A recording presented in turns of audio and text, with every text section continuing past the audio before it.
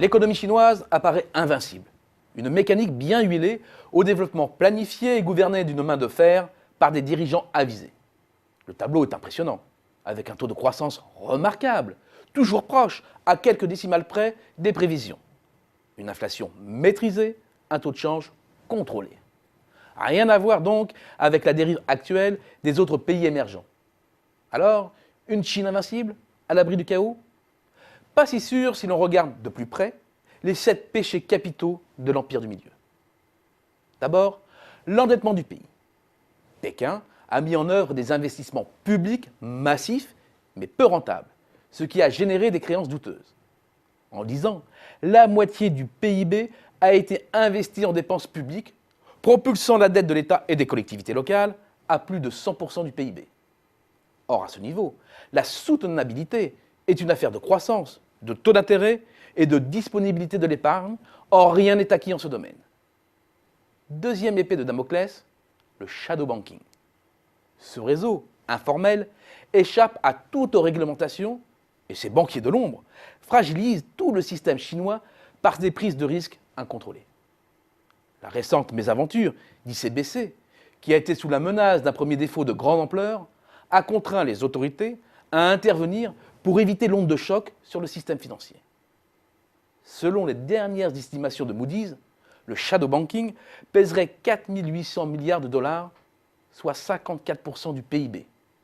C'est un risque systémique majeur. Troisième raison d'être inquiet. Le pays est exposé à un important risque de suraccumulation du capital. Sur fond de bulles de crédit, l'investissement n'a cessé de se développer en Chine, jusqu'à représenter plus de 47% du PIB. Un chiffre exorbitant à mettre en perspective avec les 19% de la zone euro ou les 15% des États-Unis. Et la suraccumulation fait le lit des crises les plus graves. Cela renvoie directement au quatrième point noir, la faiblesse de la demande intérieure. Le débouché de la production doit être assuré. Mais le débouché est aujourd'hui pénalisé par la faiblesse du revenu consacré à la consommation et le sous-développement des institutions sociales. C'est une épine dont la volonté de rééquilibrer les moteurs de la croissance. Autre facteur de crainte, la perte de compétitivité du Made in China. L'avantage salarial chinois s'érode au fil des ans. Les salaires de Shanghai ou de Tianjin convergent vite vers ceux des grandes agglomérations développées.